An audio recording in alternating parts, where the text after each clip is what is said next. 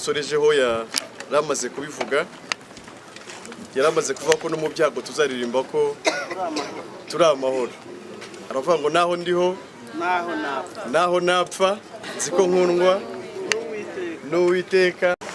Mwanditsi Pawulo wandikiye Abaroma mu gice cya 5 aravuga ngo nuko rero ubwo twatsindishirijwe no kwizera dufite amahoro ku Mana ariko kubw'umwami wacu Yesu Kristo. Ni amahoro rero ava ku gutsindishirizwa no kwizera umwami wacu Yesu Kristo. Niyo atuma tugubwa neza twapfushije ariko tukanagubwa neza twabyaye. Mbese ni amahoro adahinduka. Yesu ajya gusubira mu ijuru yabwiye abigishwa be ati mbasigiye amahoro yanjye ndayabahaye ariko sinyabaye nk'uko abisi. Amahoro atangwa n'isi arahindagurika. Amahoro atangwa n'uko wungutse iyo wahombye ntabwo uba ukiyafite. Amahoro atangwa n'uko washatse umugore cyangwa umugabo iyo umubuze amahoro yawe urayatakaza. Ariko Yesu yadusigiye amahoro adahindagurika, adaterwa n'ihindagurika ry'isi. Cyane ko isi ihindagurika buri munsi, ariko dufite amahoro adahindurwa n'ihindagurika ry'isi. Turi mu gihe abantu badafite imvura, abantu bari gutaka ko bateye imyaka ariko ikaba yarabuze imvura, ariko umukiranutsi akomeza kugira amahoro n'imvura itaguye. Yatinya urupfu nta nubwo ubutinya indwara, kubera ko indwara ahantu kure yakugeza ni hehe? Ni mu rupfu, sibyo? Ubwo rero ni ubuzima bw'abakiranutsi, ni ubuzima bw'abera. Abera, abaziranenge, abatagwa mu maso y'Imana nibo bariho ubwo buzima. Ntago ari ubuzima bw'abanyedini runaka. Abera ntago ari ubundi bwoko bw'idini rishya ryadutse. Oya. Abera ni abantu berejwe muri Kristo Yesu. Nabo bavutse ari abanyabyaha kimwe n'abandi. Ariko igihe kiza kugera bamenye ibanga ryo kwera kwabonekeye muri Kristo Yesu. Iryo banga bararyemera bahinduka abera mu maso y'Imana. Nawe byashoboka uyu munsi nubwo watabaye ariko ugatahana kwera kw'Imana kubonerwa muri Kristo Yesu. Badufasha mikoro mu gihe umuriro utari waza, turakoresha amajwi karemano ntacyo bitwaye. Navuga ko uyu munsi watabaye ariko ushobora kuza gutaha nawe utahanye kwera kw'Imana kubonerwa muri Kristo Yesu. Kandi niba utagufite ubayeho ubuzima bw'ubwoba, sibyo? Cyane cyane urupfu rugutera iyo ugeze ahantu bashyinguye wumva nawe ejo ari wowe, ugatangira kwibaza ngo ubuse nditeguye ku buryo mfuye nabe ngiye mu ijuru. Kandi ubwo Yesu akavuga ngo muhore mwiteguye, kubera ko ntawe uzi umunsi n'igihe. Yesu yagaruka none, Yesu yagaruka ejo, ariko atinze no kuza urupfu ruhari kugira ngo rutware abantu. Ese utashye none wataha uri uwera? Niba uri umunyabyaha waba ugiye mu muriro, sibyo? Inzira ni zingahe? Hari inzira y'abakiranutsi, ariyo nzira y'ubugingo, ari naryo juru, ariko hari n'inzira y'abanyabyaha, ariwo muriro utazima, umuriro w'iteka, arirwo rupfu rwa kangahe? Kujya Gihenomu, mu nyanja yaka umuriro n'amazu, ahantu abantu bazarira bagahekenya amenyo. Ndashimira Imana ko nakize urupfu rwa kabiri. Urupfu rwa kabiri ntiruzadukoraho, urabyawe n'Imana ntiruzadukoraho. Urupfu rwa kabiri ntiruzadukoraho, wemeye imbabazi z'Imana ntiruzadukoraho. urupfu rwa kabiri ntiruzadukoraho, Yesu yapfuye ntiruzadukoraho. urupfu rwa kabiri ntiruzadukoraho, Yesu yatunze n'Imana ntiruzatugeraho. urupfu rwa kabiri ntiruzadukoraho. Imana ishimwe cyane. Mu isi hari abantu bariho bazi ko bakize urupfu rwa kabiri, sibyo? Urupfu rw'umubiri ni rusange ku bantu bose. Abakiranutsi bazarupfa, ariko n'abanyabyaha bazarupfa. Itandukaniro rero ni urupfu rwa kangahe? Rwa kabiri, sibyo? Uyu munsi nawe wataha ukize urupfu rwa kabiri. Umuntu uramubaza wakijijwe iki? Ko nabwo narakijijwe maze imyaka 30 mu gakiza. Wakijijwe iki? Tunakijijwe ibyaha. None se kuva mu myaka 30 nta byaha ujya ukora? ati urumva ndagerageza ariko bimwe bitoya by'inyongoboza bugingo ntabwo byabura. Njyabwira abantu ko ari no kubeshya. Ntabwo wakira ibyaha binini ngo usigaze ibitoya. None se uwo muti wavura ikirwara gikomeye ukananirwa gatoya waba umeze gute? Ntawubaho. Ari ibi n'ibinini nabyuba ukibifite n'ibitoya bikaba cyakora wenda hari ibyo ubasha guhisha abantu ntibagira ute ntibabibona. Nibyo uvuga ko wakize. Ikintu Yesu yaje kudukiza ni urupfu rwa kangahe?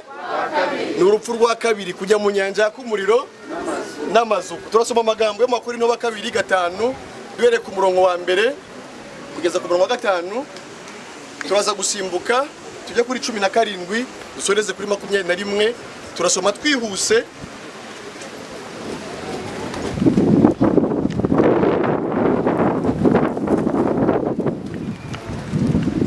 Wakorino ba kabiri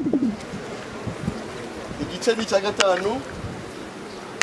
Ndasoma 50 y'icyo gikibanza, hanyuma nimuke ngere nsimbuke ngere kuri 17 nsoze. Haravuga ngo tuzi yuko niba inzu y'ingando yacu yo mwisi zasenywa, dufite inyubako ituruka ku Mana, inzu itubatswe n'intoki itazashira yo mu ijuru. Kuko tunihira muri iyi ngando twifuza kwambikwa inzu yacu izava mu ijuru, kugira ngo tuyambare tutazasangwa twambaye ubusa. Kuko twebwe abari muri iyi ngando tuniha turemerewe. Icyakora suko dushaka kuyamburwa, ahubwo nuko dushaka kwambikwa ya nzu yindi ngo igipfa kimirwe n'ubugingo. Imana niyo yaturemeye iyo ngiyo, ndetse yayiduhereye umwukaho ingwate. 17 haravuga ngo umuntu wese iyo ari muri Kristo aba ari icyaremwe gishya. Ibya kera biba bishize, dore byose biba bihindutse bishya. Ariko ibyo byose bituruka ku Mana yiyunze natwe ku bwa Kristo, ikaduha umurimo wo kuyunga n'abandi. Kuko muri Kristo ari nk'Imana yiyungiye n'abari mw'isi, ntiyaba ikibabaraho ibicumuro byabo. Kandi noneho yatubikije ijambo ry'umwuzuro. Niyo gituma tuba intumwa mu cyimbo cya Kristo, ndetse bisa naho Imana ibingingira muri twe. Nuko rero turabahendahenda mu cyimbo cya Kristo kugira ngo mwiyunge n'Imana. Kuko utigeze kumenya icyaha, Imana yamuhinduye kuba icyaha ku bwacu, kugira ngo muri we duhinduke gukiranuka kw'Imana. Imana ishimwe cyane. Iyi ni inzu buri wese akwiye kuba arimo azi neza ko izagira ute? Izasenywa uko byamera kose, sibyo? Ntabwo ari inzu yo kuba mwiteka byose, ni inzu y'igihe gito igomba kugira ute? None si Imana yayisenya tukarira kandi yaramaze kubitubwira ko izagira ute? Ahari impamvu umuntu arira nuko atizeye kuzahabwa indi nzu izava he? Nta makuru afite yuko hari indi nzu yaba. Tekereza nawe kugusenyera nyine n'ahandi.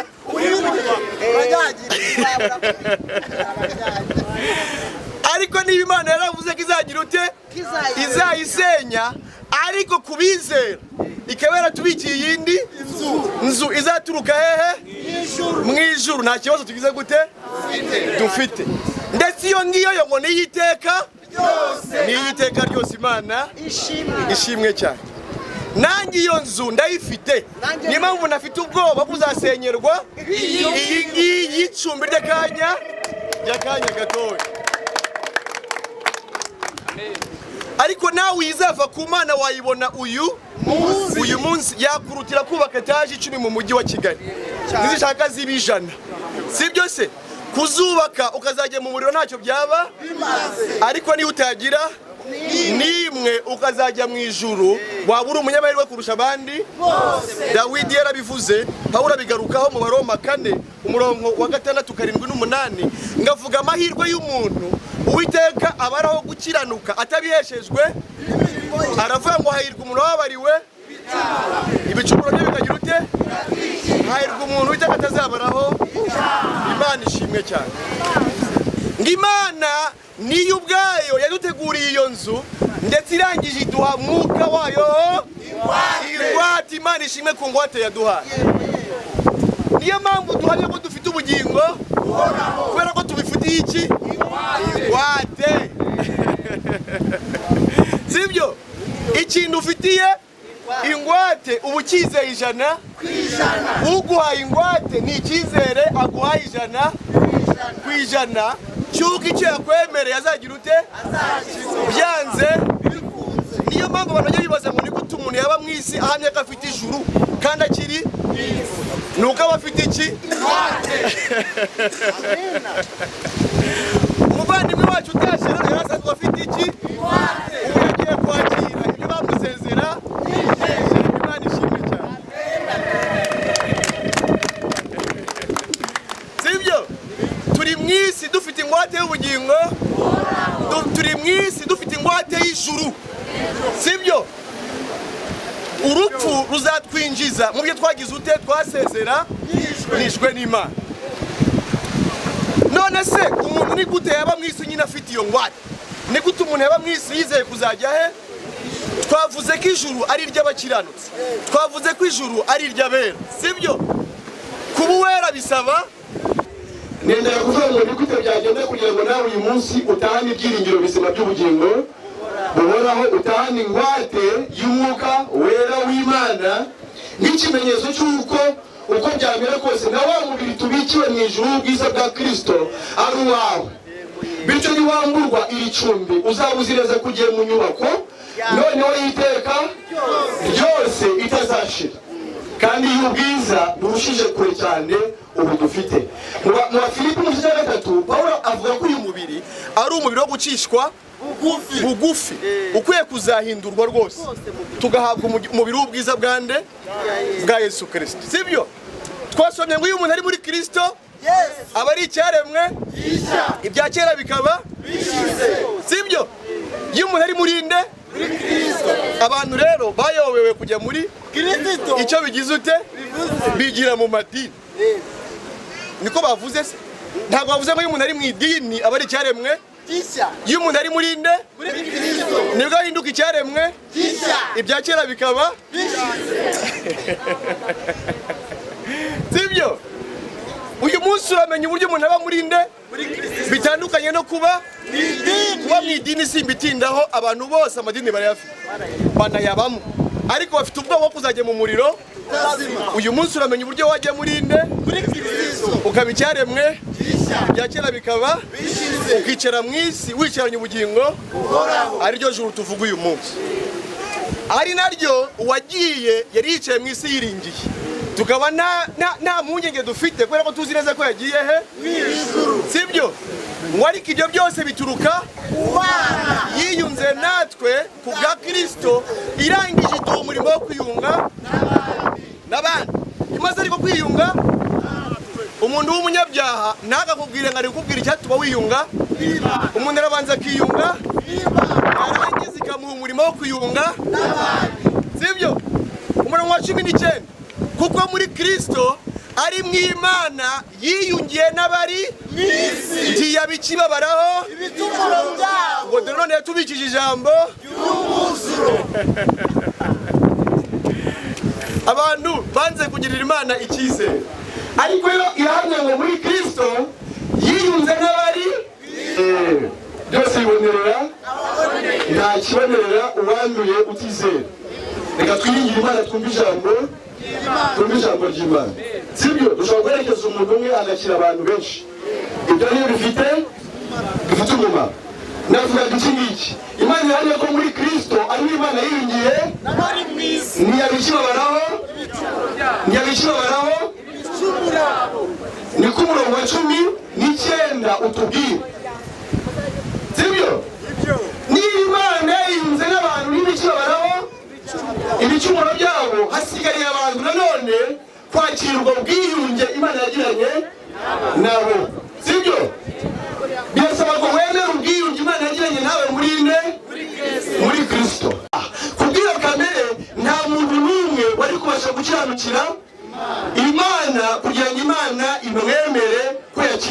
mujyane he mu ijuru. Ahubwo ku bw'ubwo bwami dukomora kuri Adamu, twese nk'uko mu Efeso bivuga mu gice cya 2 twarabo kugirirwa umushinya nk'abandi bose. Ibyo wakora byose uri mwene Adamu ntabwo Imana yabyemera, sibyo? Ntiwakongera imyaka 3000 kuyo ufite waba utarakiranukira kugira ngo Imana ikwemere.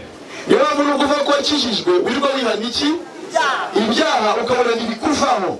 Ikibazo ni uko utamenya inkomoko yabyo. Inkomoko yabyo ni kamere y'icyaha ukomora kuri ine, kuri Adamu. Kubw'uwo rero abantu bose barakwiriye kujya mu muriro utazima kubera ko ari abanyabyaha bwa kamere yabo. Ariko Imana ishimye kugira abantu ikiza, yanze ko abantu bose barimbuka, yateguye umucunguzi witwa nde? Yesu, kugira ngo aze kwinjiriza abari mu isi. Hanyuma rero Yesu avukira mu isi, avuga yambaye umubiri wacu nk'abantu kubera ko yitwa yaraje gucungura, sibyo? Binyura muri Mariya, yambara umubiri kugira ngo acungure abari mu isi. Kuducungura agomba kudushakira gukiranuka twabuze. Bituma rero amara mu isi imyaka 33 akora iby'Imana ishaka byose mu cyimbo cyacu, ariko kugira ngo atwongere gukiranuka tutari kubasha kwibonera muri kamere yacu. Ku kijyanye no gukiranuka, Yesu abaraducunguye ageragejwe mu buryo bwose nkatwe, ariko ntiyigera akora icyaha. Hasigara kimwe rero, ko twavuze turi abanyabyaha tukaba tugatira urupfu rw'iteka. Byari ngombwa ngo n'igihano cyacu agira ute? Akishireho kandi agihanwe, sibyo? Bibiliya ivuga muri Yesaya 53:5 ngo yashenjagure gukiranirwa igihano kiduhesha cyari kuriwe. Aho ndavuga gatoya, Imana ifata ibyaha by'abantu byose ibibavanaho ibishyira kuri nde? Kuri Yesu Kristo nk'umucunguzi wabo, abari wihana mu cyimbo cyabo, sibyo? Niyo mpamvu nyine niba yarahanwa n'umucunguzi wanjye, nizera ko ndakwiye kuzagira ute? Kuzahanwa. Ntabwo Imana yahana umucunguzi nanjye ngo ugire ute? Aho ni Imana yavugiye ngo muri Kristo niyunze n'abari sinabanyobaraho. Nahawe kwakira ubwo bwiyunge Imana yagiranye, ukizera ko itakikubaraho icyaha na kimwe ku bwande ku bwa Yesu, sibyo? Uburyo buvuga ngo yambabariye atuma nerade, ngo nicyo gituma tuba intumwa mu cyimbo ndetse bisa naho Imana ibingingira muri twe, ngo nuko turabahendahenda mu cyimbo cya Kristo kugira ngo mwiyunge, kuko utigeze kumenya Imana yamuhinduye kuba ku bwacu kugira ngo muri we gukiranuka kw'Imana.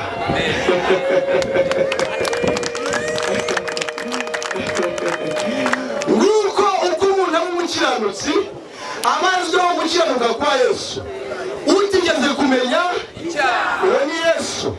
Imana yamuhinduye ku bwacu. Iyo kugira ngo niyo nkunda cyane impamvu yabikoze, kugira ngo muri we duhinduke gukiranuka kw'Imana. Yesu yaratuguranye, atwara ibyaha n'igihano ariko urupfu yapfuye, atwambika n'igihembo ari ryo nguko ko umuntu aronka arikesha nde? Arikesha Yesu. Nta yindi nzira uzabona yaguhesheje utabazweho gukiranuka, umuriro ni uwawe. Idini yawe nziza na pastor wawe mwiza na korali yawe nziza n'amasengesho yawe menshi n'ibyacu ufitiye amafagitire muri Bibiliya no mu kabati, ibi ntabwo byakugeza mu ijuru. Utarigeze kumenya icyaha, Imana yamuhinduye kuba icyaha ku bwacu kugira ngo muri we duhinduke gukiranuka kw'Imana.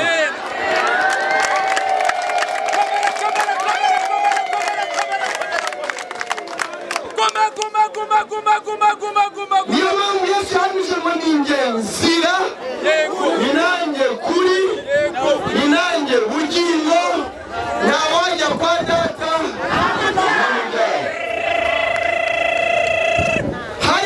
Hariho inzira nyinshi n'amajuru yaba ese amadini ko ari menshi nayatemeranwa. Buri dini rigira ijuru ryaryo rizashyiramo abantu baryo. Ijuru ni iry'abari muri bakaba ibyaremwe, ibya kera bikaba, ibya kera ni ibyaha n'igihano, ni ibyo muri Adamu bikaba. Aho yavuze ngo uwo muntu ntabwo tuba tukimura dukurikije amasekuruza. Ni ukuri uwo muntu nasohoka muri iyi ngando yaracumbitsemo ntimuzababana, imbaraga zabagiye. Pawulo aravuga ariko twebwe iwacu niho dutegereje ko umukiza wacu. Umwana utashye iwabo baramuririra kubera ko uzi ko n'upfu uzagera mu muriro kugira ngo n'abandi niyo bagiye bagutera kuri. Humura abakiranutsi bazajya he? Nawe uyu munsi ube umukiranutsi uzitahira he? Ubwo udatinya urupfu ahubwo rwahindutse irembo. Nugenza utyo mwami w'umwuka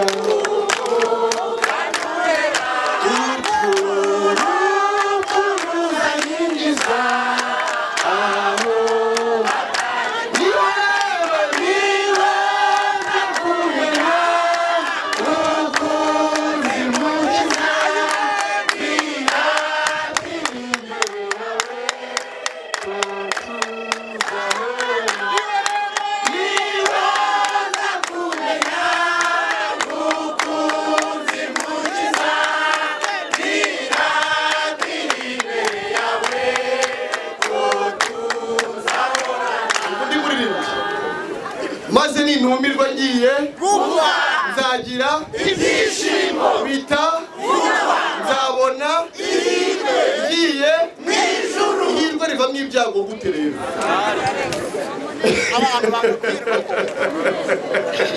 Abantu banga amahirwe nyamara baraziririmba.